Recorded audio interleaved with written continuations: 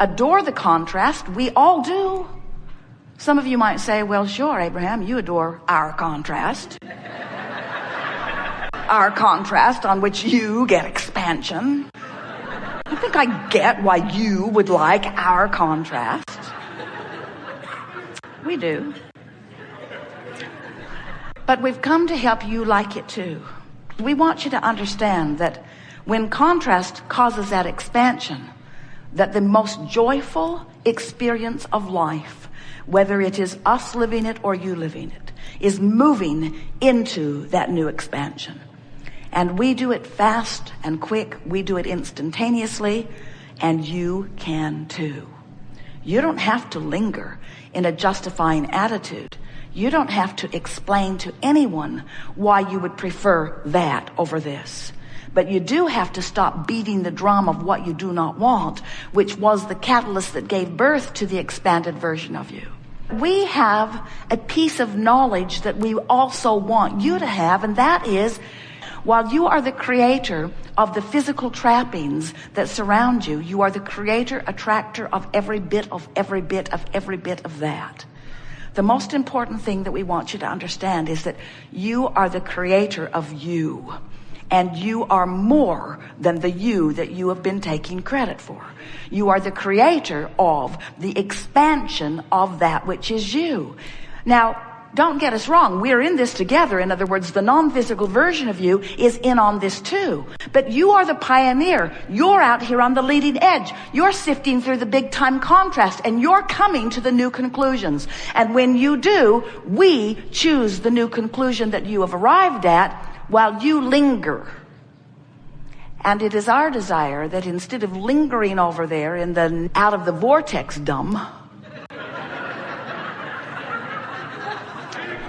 that you come with us, that you come more readily, that you tune yourself to the frequency of who you really are, that you tune yourself to the frequency of your furthest most expanded conclusions and desires, so that you can, while you're in these physical bodies, live the exhilaration of keeping up with who life is causing you to become.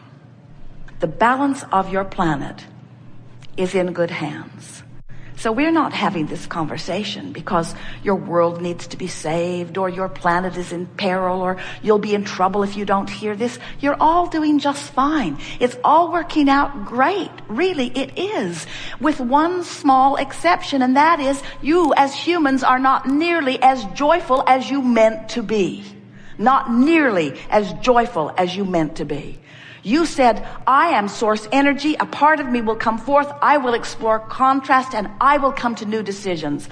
And when a new decision is born out of me, I will feel the birthing of it and a momentary feeling of enthusiasm. And then I will use all of my determination and my willpower and my ability to focus in the direction of my newfound expansion. And I will train myself into the frequency of that until that is my normal vibrational offering. And I know that law of attraction, as it always does, will wrap itself around me with cooperative components that are equivalent to the vibrational stance that I learn and practice and achieve. That's what you said.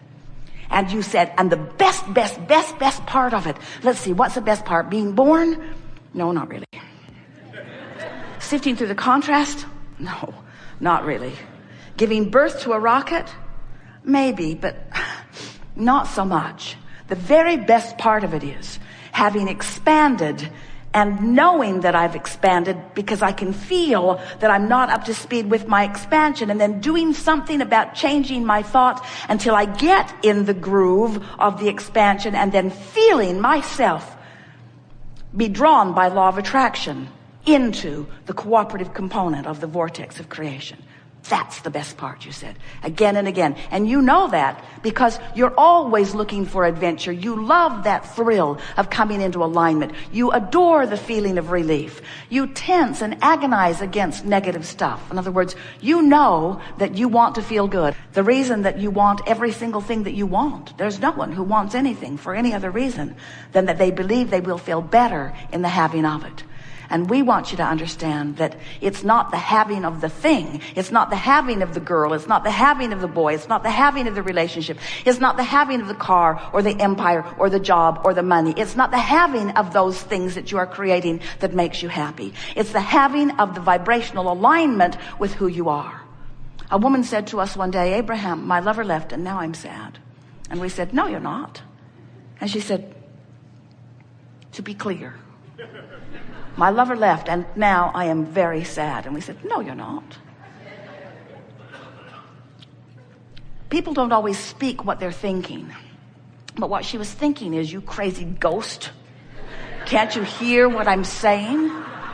I was not sad. Then my lover left. Now I'm sad. I'm sad because my lover left. But we wanted her to understand, all sadness comes from holding yourself apart from the most expanded version of you. In other words, we wanted to explain to her that that relationship had caused her to create a vibrational version of a relationship, and that as she was focusing upon this man walking out of her life, she was focused in opposition to this relationship that she had carved out. That man was never the lover of her dreams. He was just a temporary filler for the lover of her dreams. But the reason she was sad, nevertheless, was not because he had walked out the door. She was just using his exit as her excuse to not be a vibrational match to who she is. You have the ability, no matter what, to focus yourself out of sadness. The reason that so often you don't believe that you can do that is because law of attraction has been active in your life. And if you've been beating the drum of something, law of attraction's been surrounding you with more things like that. So when you get going on something and it's a far cry, a far vibrational cry from who you really are and all that you've expanded to, you feel bad. And then you begin making a sort of art of feeling bad. You email friends about how bad you feel today. You blog about it. You talk to your friends about it. You think about it. Someone said to us, it feels like my thoughts are thinking me. It doesn't feel like I have any control over my thoughts. I try to think more positive thoughts, but I just keep going back and going back and going back. And that's really what we're going to talk about here today. We want to show you how, if you stop doing that thing you do that's holding you apart from who you are, you'll move easily back to who you are. You don't have to. In fact, it's not even possible. It's certainly not a good idea to take something that's really bothering you, and in the middle of it really bothering you, try to talk about it in a shiny, brighter, fluffier way. Because the more you try to do that, the more it will just backlash, and the more you will defend your negative position. We want you to understand that just like the cork will bob on the surface of the water, oh, you can hold it under the water, but when you let go, it will bob right back up there. We want you to understand that you will bob right back into your vortex when you cease beating the drum of things that hold you in a resistant vibrational attitude. So you have the idea of this. You sense that we are calling this vibrational state of being where all that you have become has assembled with all cooperative components. And we are referring to this as your vortex of attraction, your vortex of creation. This vibrational environment where the future manifested version of you and your life resides. But when we stand in this vortex, knowing that version that you've put there, it's not future for us, because we are vibration, it's vibration, we see it clearly, it's now. It is present tense. What's in your vortex, what you've expanded to, is present tense. You know how you're here today and there are people in Hawaii, there are people in Hong Kong and Australia, and they're all calling it a different time. Some of them are even calling it a different day. The Australians think it's tomorrow.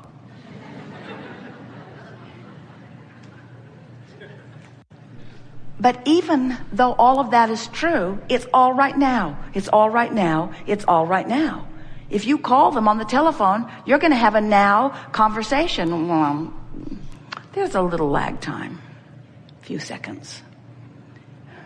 Real time is happening now. Now. What we want to help you to feel in the way we know it to be is that this vortex of creation is now. It's now. Your financial abundance is now. Your physical well-being is now. The relationship of your dreams is now. It's now. And when you try to find the feeling of that, what does it feel like in my prosperous world? What does it feel like in my vital and healthy body? What does it feel like in my relationship that wraps round me and through me as the two of us expand together? What does that feel like? As you reach for the now feeling of that, then you are present tense too. And we just want you to know, you practice that present tense until it is most dominant. You practice that present tense feeling of relief and exhilaration and adventure. You practice that present tense, real time, vibrational feeling that emanates an emotion of well-being within you. You practice that and make it your own. And those manifestations must become instantaneous, real time too. By law, it must be. It's easier for us because we stand in the vibrational realm. And we have a longer memory also. We know that everything that you see around you that is already manifested was a vibrational creation first. And so vibration has been present tense reality for us for so long that we just don't get it why you ever worry when you've launched a rocket about anything, because it's for sure it's going to happen. It's for sure it's going to happen. But there are so many people that hold themselves in a vibrational tension of unworthiness or unhappiness that they prevent themselves from being the vibrational match to it, so they don't get to be there where the manifestation is. They deprive themselves of their own dramatic and powerful creation.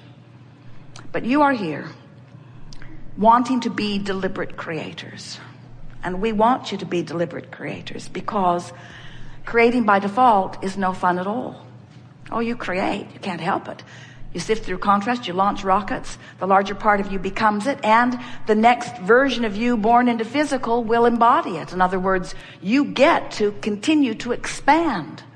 But it was your plan to do it real time.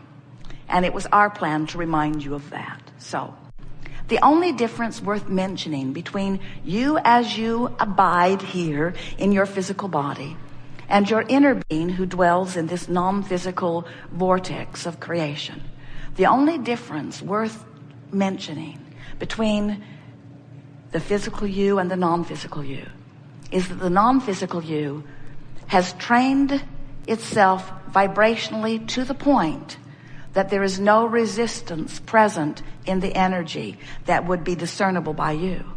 Now, we qualified that just a bit because there's contrast in everything, and there are two sides to every wave. We're just telling you that the non-physical wave doesn't have the dips and swings in it that the physical wave does. That's why we label you leading edge. You're sifting through greater contrast, but as a result of that, you're coming to bigger conclusions. You're making more happen through the life that you're living. Now, we come forth to visit with you because you've summoned us in your wanting to understand how all of this works, not because you need to know what we're going to talk about here today in order for this continuum of eternal life to continue to progress perfectly. It will do that whether you know what you're going to come to know today or not. In other words, you're going to sift through contrast because you can't help it. And you're going to know what you don't want because you can't help it. And you're going to give birth to rockets of desire about what you would prefer because you can't help that. In other words, these are the natural consequences of sifting through contrast in a leading edge environment. All of that is going to take place whether you understand what we are going to talk about here today or not.